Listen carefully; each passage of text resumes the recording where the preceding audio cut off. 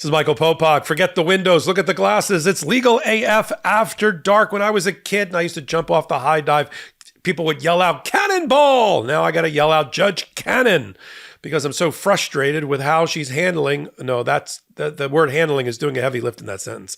How she's mishandling the administration of justice in the Mar-a-Lago case against Donald Trump. I don't care about whether there's sufficient evidence at the moment to actually convict Donald Trump. I just want the trial to happen. We got an unscheduled trial, and with a judge who just finds everything interesting, including settled law going back 50 years that says that a special prosecutor or special counsel can be properly appointed by the Department of Justice without congressional oversight.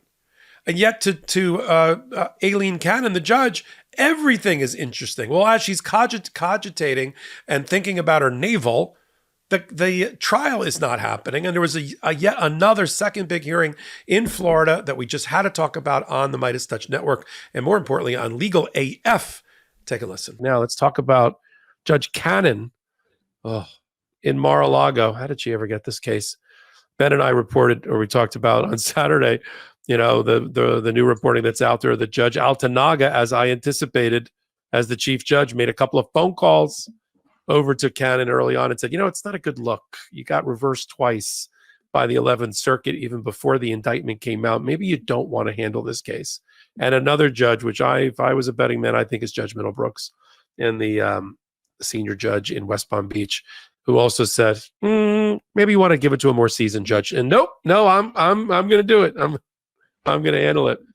Somebody tried to criticize me and say, Popok, you can't get your math right. She's been a judge longer than 2 years. I didn't say she was a judge for 2 years. I said she had been a judge for a short amount of time at the time that COVID happened, and she had very little trial experience. Not that she's only been a judge for 2 years. I know who appointed her. It was Donald Trump, and that was back in 2020. However, we're here now. She's holding day 2 of her hearings on suppression. I'll just map it out, and then I'll turn it over to our resident former prosecutor. You got a search warrant, which, by the way, the last time we heard from poor Magistrate Judge Reinhart in Fort Lauderdale was when he issued the search warrant. Normally, so people understand, in federal court, in criminal practice, the magistrate does a lot of heavy lifting related to discovery, motion practice, things related to the search warrant, and the like. But I don't know if, because his ruling ultimately got upheld by the 11th Circuit and hers didn't, she put him in an icebox and hasn't let him out since, and has just decided it's just so important. She is the Article 3 judge, is going to make all the decisions in the case, which is really weird, by the way. And it gets her going in the wrong direction, you know, and then she has no help from a more seasoned magistrate that could help her out in these things. So many times when you and I are talking about Judge Cannon, we should really be talking about Magistrate Judge Reinhart, but we're not. And that's part of the problem. And it's frustrating now to the prosecutor. So let me just give the prosecutor's frustration, get your view on that, and what's going on with the search warrant suppression hearing. So you've got all these hearings going on about the evidence that was obtained by the Department of Justice and the special counsel, including the 34 documents. That seems to be a number that Donald Trump has problems with. The 38 total documents that are the top secret classified documents that are at the heart of the indictment. And the search warrant, which was prepared by the Department of Justice, ultimately signed off by Magistrate Judge Reinhart, specified where at Mar-a-Lago they had reasonable belief, probable cause to believe there were documents related to a crime located. And Emile Beauvais, who did an okay job, although they lost terribly against the Manhattan DA, he's been arguing for Trump about, oh my God, they went into the personal bedroom of Barron, and they went into all these other areas, and it was the subpoena, the search warrant was too broad, and you couldn't follow it. And the judge was like, I don't know what you're talking about. Even Judge Cannon was like, I think this was about as reasonably articulated as the locations as possible. And it seems like they colored within the lines when they executed on the search warrant. And the fact that you're complaining about, they looked in a bedroom, they didn't find anything there. So there's nothing to suppress. In other words, they didn't go outside the lines of the search warrant and then find things they're trying to use here. Even Judge Cannon knew that is probably what's required for suppression. Oh, we found it under Barron's mattress. Okay, well, then we'll have an argument and discussion about whether they should have been in Barron's room or not. But when you tell me they were in other rooms, they didn't find anything, that seems like you're barking up the wrong tree, even for Judge Cannon. And we all know here on Legal AF and otherwise that they found things in weird places you wouldn't think because they were tipped off that they were there, like in the ballroom and in the bathroom and in dining rooms spilling out onto the floor. Well, look, I love Salty. Found pictures right there. I mean, yeah, it's and as the judge even said to Bove, she said it's not like it's a regular like 3,000 square foot single family house. This is like a 50,000 square foot resort. And he's hiding documents everywhere, and that was the probable cause. So she hasn't issued any rulings yet. You know, she's notorious for not issuing. That's why we never have anything. You notice when we do segments, we talk about real judges that know what they're doing. We throw up orders. We never have that really with Judge Cannon because we got no order to throw up. But we get where she's leaning. And then there's this back and forth that seems to have taken a turn with the prosecutors, who seem really frustrated with her. You know, she got into it again, Karen, with Jim Harbach, who's one of the lead, Dave Harbach, who's one of the lead prosecutors. She's gotten into it before with others. She called him snippy. She warned him that he wasn't exercising proper decorum. He wasn't treating her properly in the courtroom. He was cutting off her questions, and she wouldn't tolerate it. And she basically said at one point, and if you can't handle this hearing, there's other people on your team that I'm sure can. And he kind of woke up on that. But talk about it if you've ever gotten slightly sideways with a judge. But talk about where you think she's going with suppression, and then this sort of bad blood that appears to have developed between the prosecutors and Judge Cannon, whether it matters at all, or whether the appellate court's just waiting for something to reverse her on. Where do you come out on all this? Well, let's just start with, there's people who often ask me, you know, what is your podcast about and how do you prepare for it and all of that. And what I always tell everybody is, you know, I go and I read the motions myself, the decisions myself, the transcripts, if they're there, myself. And I try to interpret them for people because the law can sometimes be complicated. It can sometimes be convoluted. And there's a lot of misinformation out there, especially that comes from Donald Trump himself and many of his followers who parrot what he says and lie for him, frankly. And that's what frustrates me. It's not about, I'm perfectly fine with people having intellectual discussions about things that, you know, I think taxes should be higher. I think they should be lower, or whatever, you know, all those things that people can disagree on and have intellectual discussions about. But here people lie and things are not true. And the reason I bring that up is because in all the cases that we cover, in all of the proceedings that we look at, there's nothing about Judge Cannon and the Mar-a-Lago documents case that resembles the practice of law as I know it or understand it. So it's hard for me to interpret because it doesn't, what Judge Cannon does is kind of lawless, frankly. It has no basis in the law, which is why she's been reversed multiple times by the 11th Circuit in this case, nor does it resemble anything that's familiar. And there's only one conclusion, in my opinion, is that she is auditioning for some other role in the Trump administration. And what she's doing is I think she's smart. I don't think she's stupid, and I don't think she's inexperienced. I think she's extremely smart. And I think she is not ruling on things and just holding them in abeyance and pushing them out, because if you don't rule, you can't be appealed. So there's nothing Jack Smith can appeal and go and try to get her reversed or even get her removed off the case. And all they're doing is delay, postpone, hope that he wins the election, and then you'll see whatever the reward is that she is going to get, because she is clearly auditioning for some other role. And I don't say that lightly. I don't say that about judges lightly, but there is nothing about what she is doing that resembles the practice of law as I know it. And I say that in the context of what you just asked and the questions you're asking, because she just held 3 days of hearings on things that are head scratching, that there should have never been a hearing about, that have no basis in remotely in the law. It was almost like an intellectual exercise. And to answer your question, have I ever become intemperate in court and lost my cool in court? It is very rare. Usually when you do it, it's deliberate because, it's a tactic. You don't want to lose control. But with Judge Cannon, I can totally understand, given how she has behaved and ruled and conducted herself in this case, why the prosecutors here would lose their mind, because unbelievable. I mean, just unbelievable. For example, we had hearings on whether or not the special counsel is appropriate. Right? Just the fact that the appointment of a special counsel, the special counsel law, the fact that this is a law that exists, passed by Congress. We've had many special counsels. In many instances, it has been litigated 12 ways to Sunday. It has been upheld over and over and over again. Donald Trump appointed special counsel. Joe Biden has appointed special counsels. This is not something that is not within the law.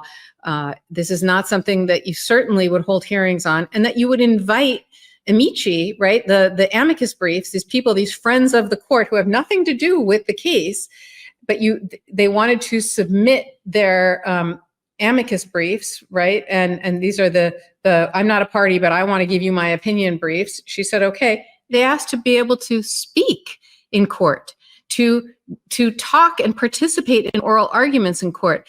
I didn't even know that was a thing at the trial level. I know you can do that sometimes, rarely, but occasionally at the Supreme Court or the appellate court level, but that she would allow it here on an issue that's not an issue. This is like, is this okay? The concept of special counsels in the world.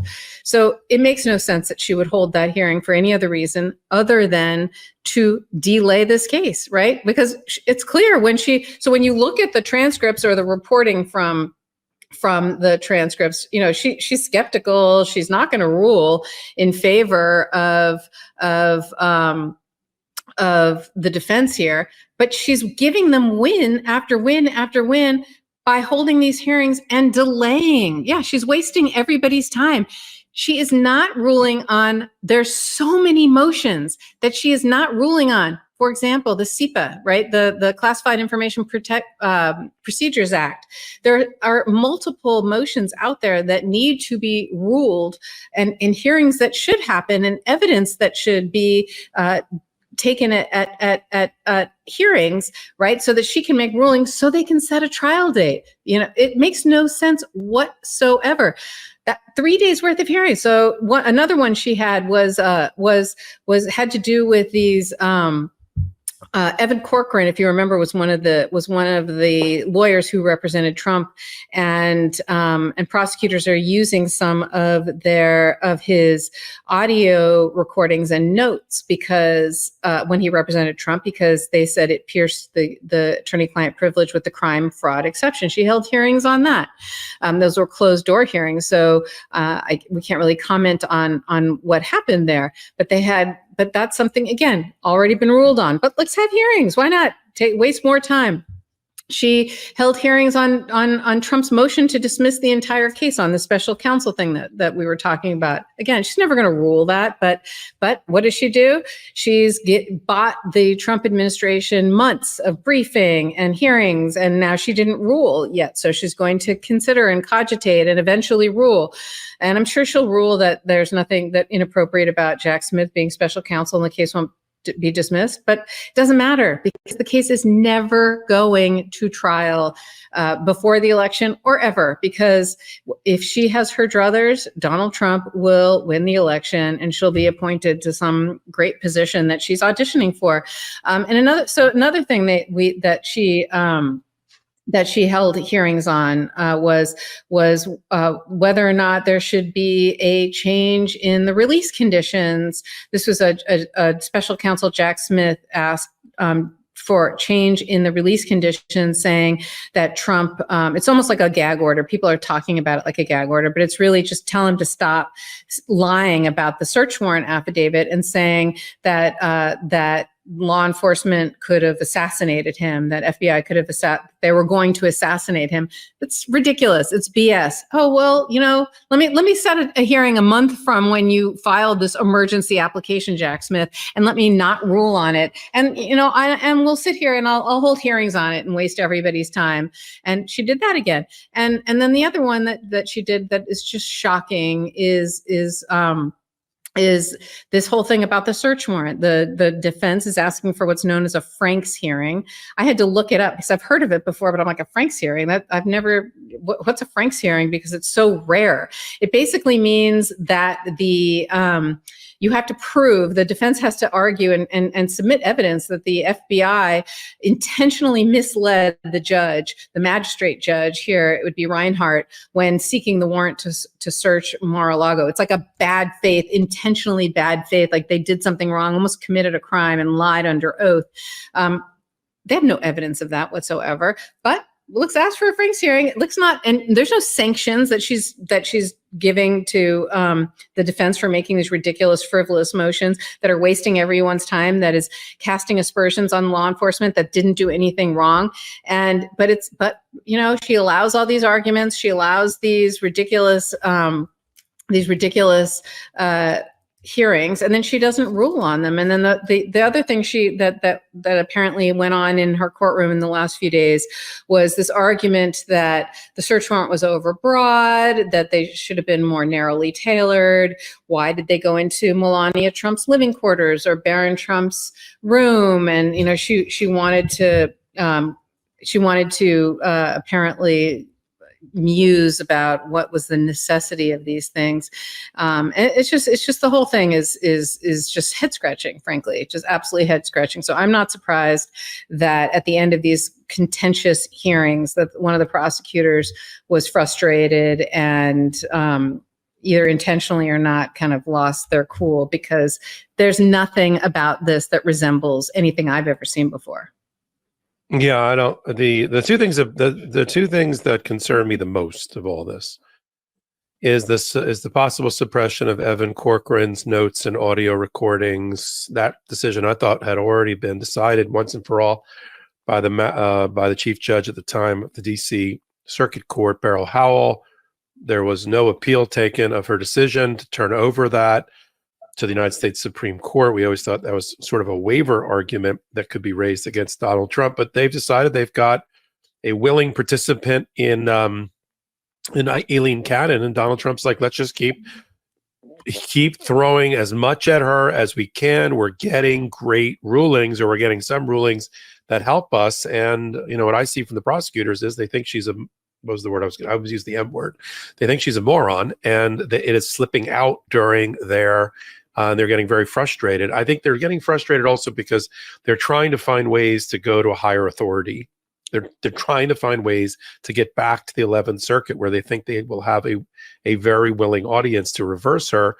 But she's an evil genius. She's finding ways, as somebody said recently in our chat here.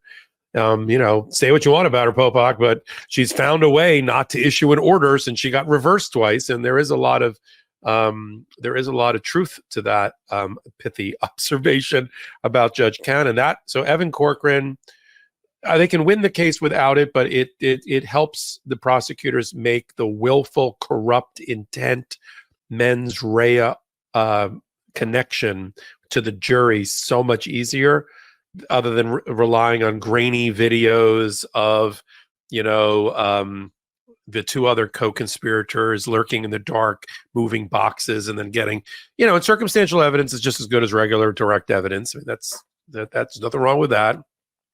All evidence is weighted by the jury, but just because it's a certain quality, a video is not greater than testimonial. Testimonial is not greater than something that's that's a document. But the jury weighs all of these things as they weigh the evidence. That's why they're the fact finders. So I don't want to lose Evan Corcoran, his 50 pages of notes and his audio recordings about Donald Trump giving him instructions to not turn over the documents to the government and make them disappear. That would be a good one. And the other one that really concerns me is that there's still mileage and oxygen left in this argument about the special counsel being properly appointed, delegated authority, and given a budget to operate.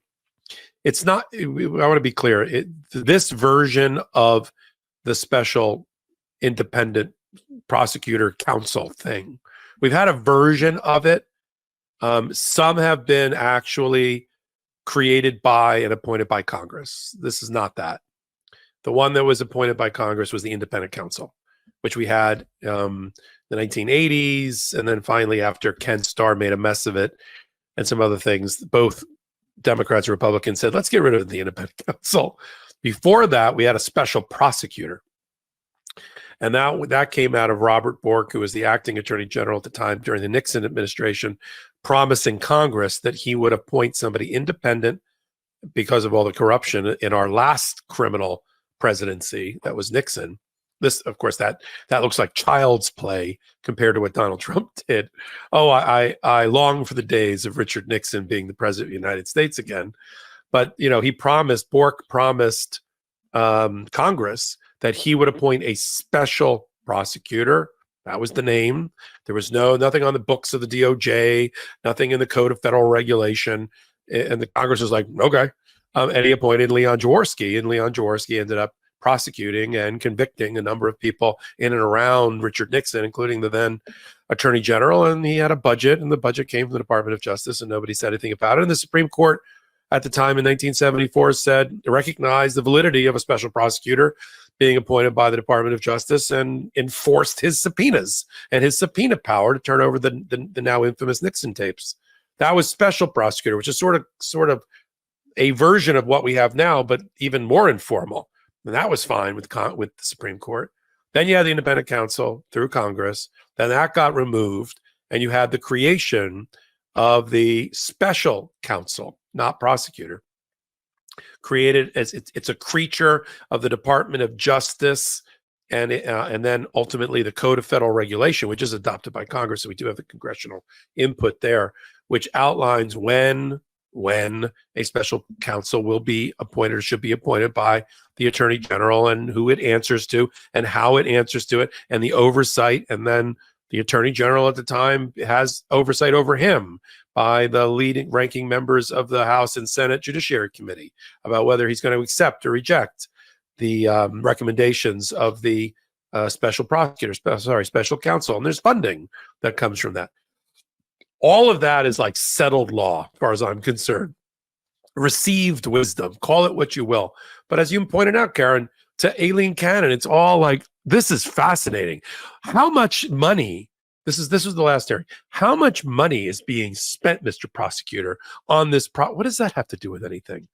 And by the way, 30 or 40% of that is for security protection, to protect the people that are on the FBI. And so prosecutors are now being asked how much budget is being spent on it. How much oversight is Merrick Garland really giving to? I mean, this is like anything that pops in her head that she finds interesting. And the prosecutors have basically drawn a line in the sand with her at the last hearing and said, if you're going there, we want more briefing on it, because no other judge, and including the Supreme Court, has ever found that we're invalid. And if you're going there and you're close to going there, just tell us now so we can take, no. And then, she always finds that way to back up and back off so she doesn't make a ruling. As I said at the top of the segment, no trial date has been set. It's not like, it would be one thing if she'd set the the legal AF and trial date, and then we worked backwards to fill in and backfill with these motion practice. I'd feel slightly better knowing, all right, well, there's a August 1st trial date, and we got to cram it. But when it's this terrible thing where there's no trial date set at all, and she just has this unlimited 10-mile long runway and nothing to police her or discipline her at all, or add discipline to the case. And that's why there's other judges in the Southern District of Florida, as I thought, who are pulling their hair out and they're turning gray, and they should use OneSkin or whatever the product you talked about tonight, because she is aging the rest of the Southern District of Florida. Because they're like, God, this is not covering our very once proud department or division of the Southern District with any glory. It's making us look like a bunch of yahoos in a backwater town, and that's her history. And like you said, Karen, and I've said before too, it's either she's going to get elevated by Trump if he wins, God help us, to like the DC appellate court. Wow, because she's an appellate lawyer by training, allegedly. Or if not, she's going to rotate she's going to leave the federal bench because she's killed her career one way or the other. But she'll get a lucrative job working for some MAGA law firm, where she'll represent MAGA. She'll make millions of dollars. She's not doing that now up in Fort Pierce, Florida. So her trajectory for her career, because she kept that case, has changed, whether we like it or not, right? Yeah. Let me tell you something.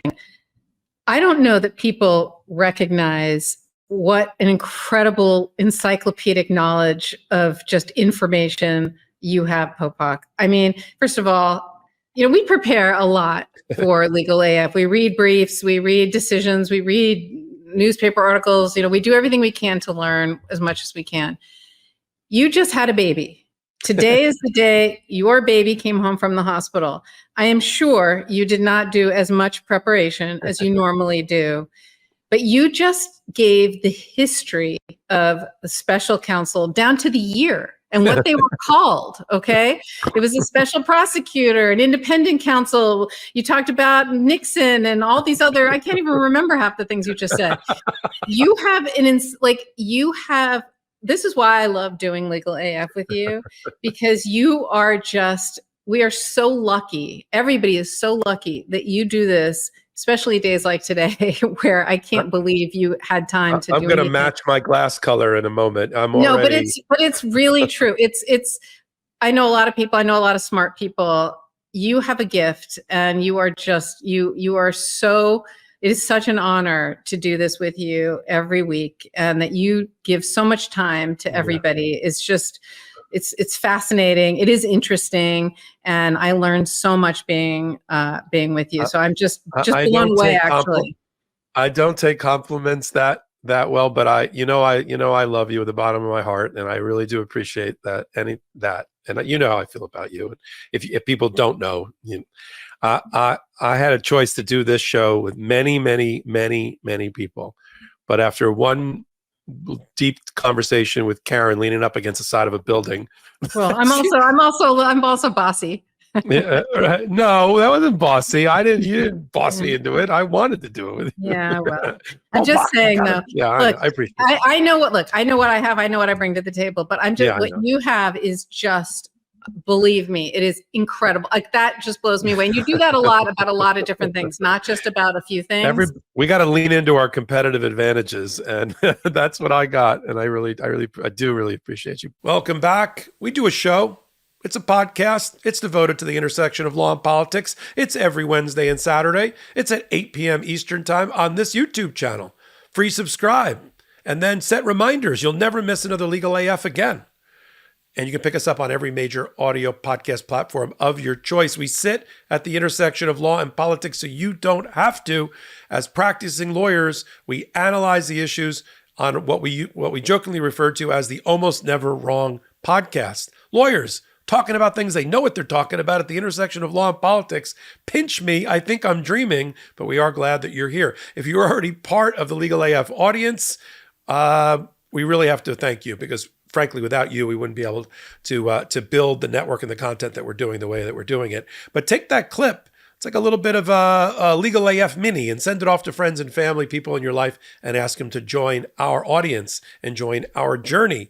If you don't know what I'm talking about, then I'm Michael Popok. That was Legal AF. I do the show Wednesdays, 8 p.m. with Karen Friedman Agnifilo. Saturdays with my co-founder, Ben Meiselas. And then on hot takes like this one, about every hour right here on the MeidasTouch Network. So until my next hot take, until my next Legal AF, this is Michael Popok reporting. Heary. Legal AF Law Breakdown is now in session. Go beyond the headlines and get a deep dive into the important legal concepts you need to know and we discuss every day on Legal AF. Exclusive content you won't find anywhere else, all for the price of a couple of cups of coffee. Join us at patreon.com/legalaf. That's patreon.com/legalaf.